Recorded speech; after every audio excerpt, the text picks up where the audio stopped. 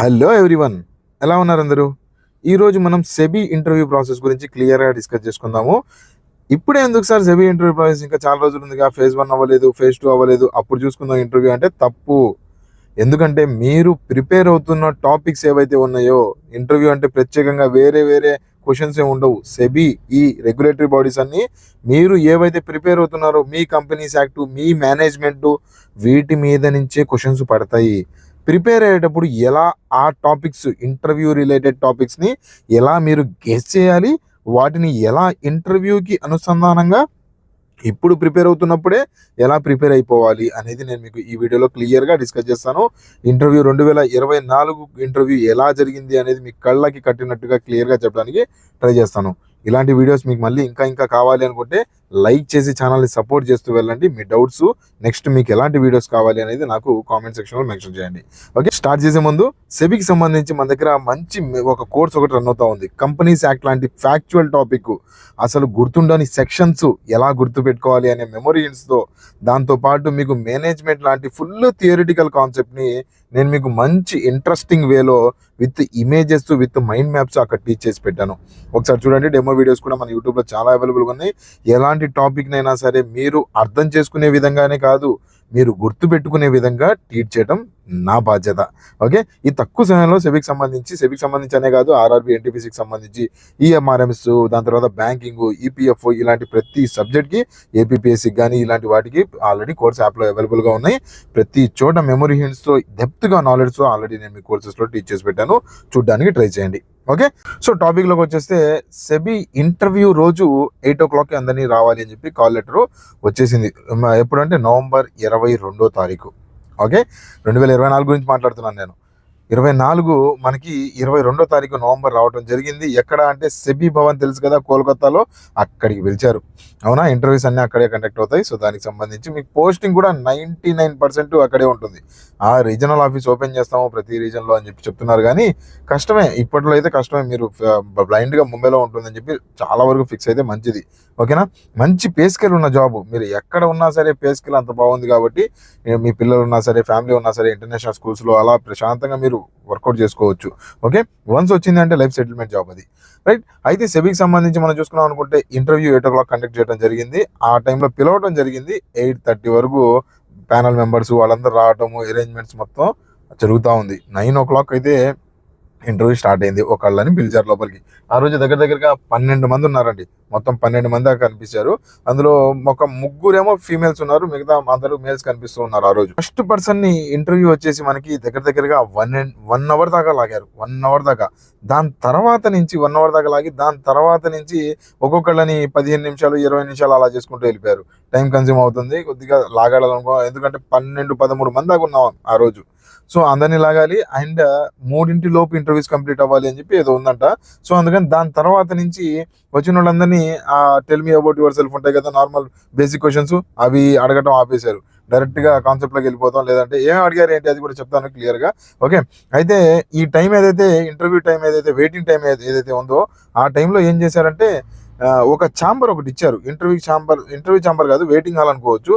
ఆ వెయిటింగ్ హాల్లో 13 మంది ఉంటే, ఇందులో నుంచి ఒక్కతను ఇంటర్వ్యూ ఛాంబర్కి వెళ్ళాడు. ఇద్దరు మాత్రం ఆ ఇంటర్వ్యూ ఛాంబర్ బయటే వెయిటింగ్ చేయాలి. ఓవరాల్గా ఈ వెయిటింగ్ హాల్ ఏదైతే ఉందో అందులో 10 మంది కూర్చుంటారు. ఇద్దరేమో వెయిటింగ్ హాల్లో ఉంటారు. అదే ఇంటర్వ్యూ వెయిటింగ్ హాల్. ఇది normal general waiting hall. Interview waiting హాల్లో ఇద్దరు ఉంటారు. వీళ్ళిద్దరివి డాక్యుమెంట్లు కూడా వెరిఫికేషన్ అయిపోయి ఉంటాయి. ఏ డాక్యుమెంట్లు తీసుకోవాలి ఏంటి నేను అది కూడా చెప్తాను. అయితే దాని తర్వాత ఇంటర్వ్యూకి సంబంధించి డైరెక్ట్ ఒక పర్సన్ ఇంటర్వ్యూలో ఉన్నారు. ఇంటర్వ్యూ ప్యానెల్ ఎలా ఉంది ఏది, మా మాటనైతే 4th పర్సన్ 5th పర్సన్ ఏదో వచ్చింది. దగ్గర 10:30-11 దాకా అయిపోయింది. 8 o'clock అయిన తర్వాత ఆ టైంలో మనకి కొద్దిగా లైట్గా ఫుడ్ కూడా పెట్టారు. ముందు డ్రెస్సింగ్ గురించి మాట్లాడుకుందాము. డ్రెస్సింగ్ వచ్చేసి చాలా వరకు యూపీఎస్సీ ఆస్పిరెంట్సే కనిపిస్తూ ఉన్నారు. లేడీస్ వచ్చేసి శారీ వేరు ఇలా కనిపిస్తూ ఉన్నాయి. దాని తర్వాత మేల్స్ వచ్చేసి బ్లేజర్సే, 90% మేల్స్ బ్లేజర్సే కనిపించినాయి. నార్మల్ షర్ట్ ప్యాంటు టక్ చేసి రావడం కొద్దిగా తక్కువే కనిపించినాయి, చాలా వరకు బ్లేజర్సే. ఎందుకంటే యూపీఎస్సీ ప్యానల్ కదా ఇంటర్వ్యూ తీసుకునేది, సో ఆ లెవెల్లోనే కనిపించింది మనకి ఇంటర్వ్యూ ఎక్స్పీరియన్స్ కూడా. అదే ఐ మీన్ అక్కడ ప్యానల్ ఎక్స్పీరియన్స్, ఇంటర్వ్యూ స్టూడెంట్స్ ఎంతమంది ఉన్నారు ఏంటి వాళ్ళ డ్రెస్సింగ్ సంబంధించి. ఓకే, దాని తర్వాత మనకి డాక్యుమెంట్ వెరిఫికేషన్ స్టేజ్ అన్నాను కదా. డాక్యుమెంట్ వెరిఫికేషన్ స్టేజ్లో నార్మల్గా 10th 12 దాని తర్వాత డిగ్రీకి సంబంధించి మనకి బీటెక్ కానీ దాని తర్వాత కామర్స్ బ్యాక్గ్రౌండ్ కానీ ఏదైతే ఉన్నాయో ఆ సర్టిఫికేట్స్ ఒరిజినల్స్ అడిగారు. ఓకే, ఫోటో కాపీస్ లేకపోయినా ఆ టైంలో ఫోటో కాపీస్ తీపిచ్చారు, పక్కనే వాళ్ళు ప్రింటర్ ప్రొవైడ్ చేశారు. అండ్ ఒకవేళ నీ దగ్గర మెయిల్లో ఉంటే మెయిల్లో అయినా పర్లేదు ఒరిజినల్స్ చూపించమంటారు. ఒకవేళ ఒరిజినల్స్ లేకపోయినా టెన్షన్ ఏం లేదు, మెయిల్లో చూపించినా పర్లేదు అంటారు. సో టెన్షన్ ఏం లేదు, బాగా friendly atmosphere. And at the same time మీకు ఆ టైంలో బ్రేక్ఫాస్ట్ కూడా, ట్రావెల్ అలవెన్స్ కూడా ఇస్తారు వీళ్ళు. ట్రావెల్ ఒకవేళ నువ్వు థర్డ్ ఏసీ ఇస్తారు, థర్డ్ ఏసీకి నీకు ట్రావెల్ అలవెన్స్. ఒకవేళ నువ్వు ఫ్లైట్లో వచ్చావు అనుకో, ఫ్లైట్లో కంపెన్సేషన్ అయితే ఇవ్వరు, థర్డ్ ఏసీ కంపెన్సేషన్ మొత్తం ఇస్తారు. ఫుల్ ఏసీ మీకు థర్డ్ ఏసీలో వచ్చావు ఫుల్ అమౌంట్ నీకు కంపెన్సేషన్ కూడా ఇవ్వడం జరుగుతుంది. అయితే ఇంటర్వ్యూ ప్యానల్కి సంబంధించి చూసుకున్నాం అనుకుంటే మొత్తం మీద ఒక 5 కనిపించారు. ఓకే, అందులో ఒక 3 మేలు 2 ఫీమేల్ కనిపించారు. ఏజ్ ప్రకారం కూడా రఫ్గా ఎస్టిమేట్ చేసుకున్నాం అనుకుంటే ఒక మేల్ వచ్చేసి ఒక 40 ఏళ్ళు, రఫ్గా ఒక 35 40 దాకే కనిపిస్తూ ఉన్నారు. ఓకే, అప్రాక్సిమేట్గా. ఎక్కువ శాతం ఏం క్వశ్చన్లు అడిగారంటే టెక్నికల్ మీద ఎక్కువ అడుగుతూ వెళ్ళారు. టెక్నికల్ మీద మనం ఏదైతే చదివామో వాటికి సంబంధించి మనకి క్వశ్చన్స్ కనిపిస్తూ ఉన్నాయి. డీప్ టెక్నికల్ నాలెడ్జ్ క్వశ్చన్స్ చెప్తాను వినండి, ఏమేమి అడిగారు ఏంటి అనేది. ఏమేమి అడిగారంటే ఆ రోజు మేజర్గా ఫస్ట్ జిఎస్టీకి సంబంధించి మొదలెట్టారండి. జిఎస్టీ అంటే ఇవి నా ఒక్కడిని అడిగినాయి అని చెప్పట్లేదు, నేను ఆ ప్యానల్ మొత్తాన్ని అడిగినాయి చెప్తున్నాను నేను. ఓకే, జిఎస్టీకి సంబంధించి మొదలెట్టడం జరిగింది. దాని తర్వాత నాకు స్పెషల్గా అడిగింది వచ్చేసి రెగ్యులేటరీ సినారియో ఒకటి ఇచ్చారు. ఏం సినారియో అంటే మనకి నార్మల్గా కంపెనీస్ యాక్ట్లో చదివేటప్పుడు స్వెట్ ఈక్విటీ అని చెప్పి ఒక కాన్సెప్ట్ ఒకటి ఉంటుంది. అంటే అక్కడ బోర్డ్ ఆఫ్ డైరెక్టర్స్ ఎవరైతే ఎంప్లాయీస్ ఉంటారో ఈ బోర్డ్ ఆఫ్ డైరెక్టర్స్ ఎంప్లాయీస్కి కొన్ని షేర్స్ ఇవ్వడం జరుగుతుంది. కంపెనీ తక్కువ ప్రైస్లో, ఫేస్ వాల్యూ కన్నా తక్కువ ప్రైస్లో షేర్స్ ఇవ్వడం జరుగుతుంది ఎంప్లాయీస్కి, బోర్డ్ ఆఫ్ డైరెక్టర్స్కి. వాళ్ళు కష్టపడతారు కదా, అందుకనే చెమటకు సంబంధించిన ఈక్విటీకి సంబంధించి ఏమన్నారంటే ఎంప్లాయీస్ అక్కడ ఆ రోజు సినారియో ఎగ్జాక్ట్గా చెప్పలేను కానీ ఒక లైట్గా నాకు గుర్తుంచినంతవరకు చెప్తాను. ఆ రోజు ఏమడిగారంటే కొంతమంది ఎంప్లాయీస్ను బోర్డ్ ఆఫ్ డైరెక్టర్స్ను ఒక కంపెనీ ఎక్స్ కంపెనీ ఎంప్లాయీస్కి బోర్డ్ ఆఫ్ డైరెక్టర్స్కి కావాలని వాళ్ళకి స్వెట్ ఈక్విటీ పర్సంటేజ్ ఎక్కువ ఇచ్చింది అని చెప్పి అన్నారు. స్వెట్ ఈక్విటీ పర్సంటేజ్ ఎక్కువ ఇచ్చింది అంటే 100 షేర్లు ఇవ్వచ్చు వాళ్ళు స్వెట్ ఈక్విటీ ప్రకారం, కానీ 500 షేర్లు ఇచ్చింది కంపెనీ. ఎందుకంటే మిగతా 400 షేర్లు వెనకదారిన వేరే అతనికి తక్కువలో అమ్మేద్దామని. సో ఇది మాల్ ప్రాక్టీస్ కదా, ఇది చేయకూడదు కదా అక్కడ. సో ఇలాంటి సినారియోలో నువ్వు ఏ సెక్షన్ వాడతావు, ఏ కంపెనీస్ యాక్ట్ ఏ సెక్షన్ ప్రకారం నువ్వు అక్కడ యాక్షన్ తీసుకుంటావు, నువ్వు వెళ్ళి ఎంక్వైరీ చేస్తావు ఒకవేళ కేసు ఆఫీసర్ నువ్వైతే అని చెప్పి అన్నారు. అయితే నాకు ఆ టైంలో గుర్తుకొచ్చినంత వరకు నేను డిస్కస్ చేశాను దానికి సంబంధించి. అవును ఇలా చేయకూడదు అలా చేయకూడదు ఆ డిస్కషన్స్ అవన్నీ చేశాను.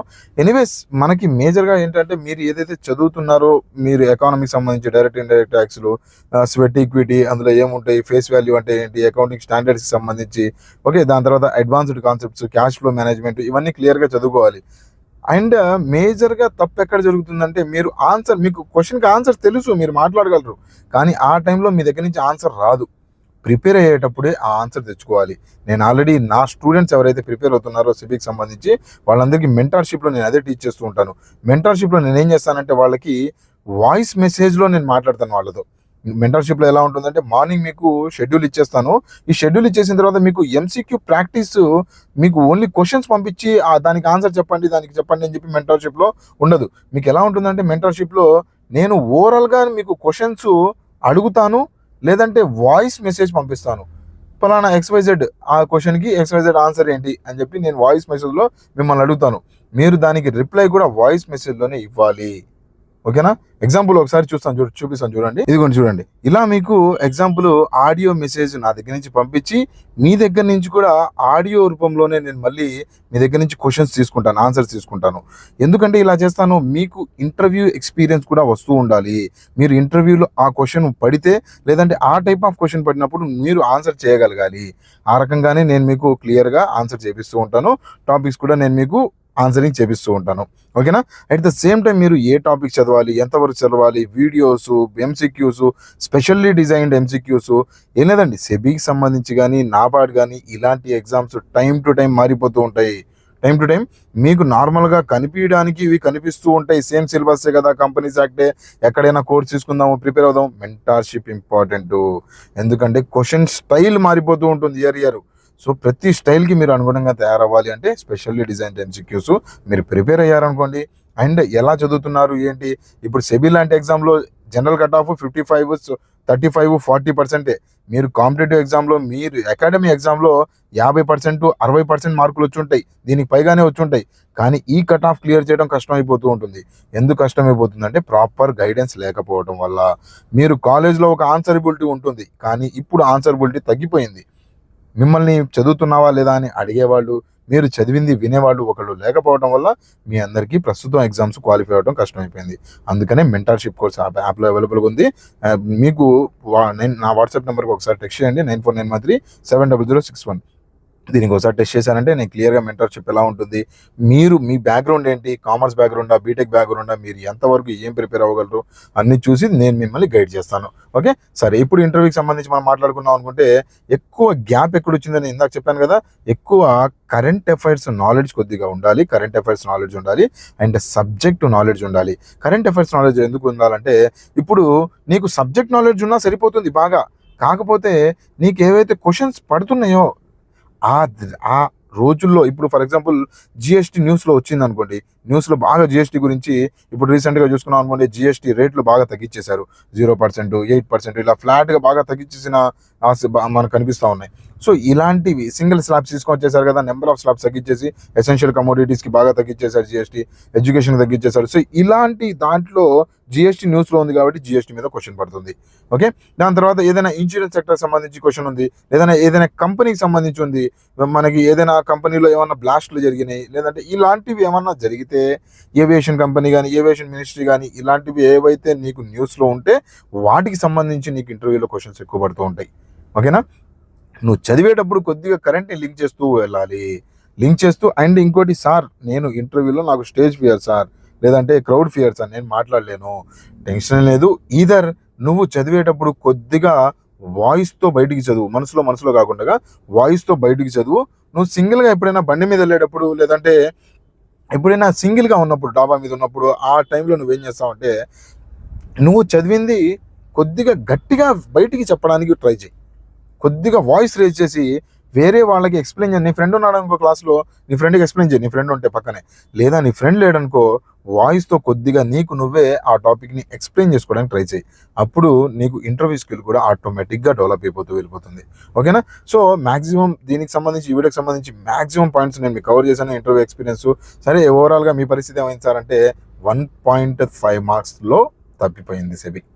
అవునా, మ్యాక్సిమం కట్ ఆఫ్. అక్కడ ఇంటర్వ్యూ ఎక్స్పీరియన్స్ సరిగా వెళ్ళలేదు ఆ టైంలో, కరెంట్ అఫైర్స్ కానీ ఇవన్నీ సరిగా ప్రిపేర్ అవ్వకపోవటము, నేను వేరే పనుల్లో ఉండటము, సో అందుకని క్లియర్గా అవ్వలేదు. సరే, ఎనీవేస్ ఇప్పుడు చూసుకున్నాం అనుకుంటే మనకి ప్రాక్టీస్, మాక్ ఇంటర్వ్యూస్ చాలా ఇంపార్టెంట్. మాక్ ఇంటర్వ్యూస్ ప్రాక్టీస్ చేయండి. ఈదర్ కోర్సులో మీరు మెంబర్గా అయ్యారు అనుకుంటే మెంటర్షిప్ కోర్సులో మేము చేసిన తప్పిదాల నుంచి మీరు ఎలా బయటికి రావాలి అనేది నేను నేర్పిస్తాను మీకు. మెంటర్షిప్ బ్యాచ్లో ఎలా చదవాలి, ఏం చదవాలి, ఎక్కడి నుంచి మొదలు పెట్టాలి, ఎక్కడ అంతం చేయాలి, ఎక్కడ ఒక సబ్జెక్ట్ని మొదలు పెట్టడం అందరికీ తెలుసు, కానీ ఆపడం తెలియదు.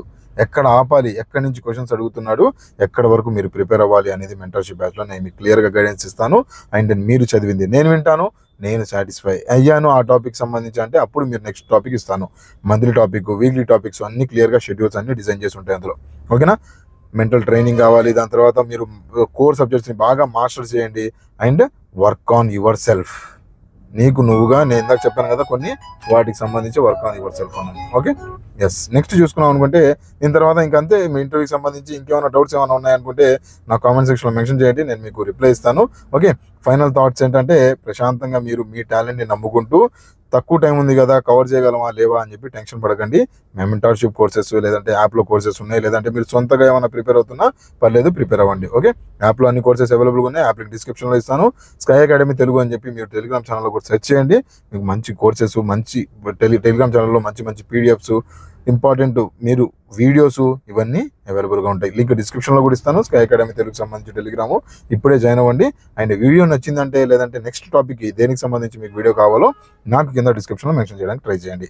ఓకే, వీడియోని లైక్ చేయండి, సబ్స్క్రైబ్ చేయండి, షేర్ చేయండి. Wish you all the best for your selections. Have a nice day. Bye.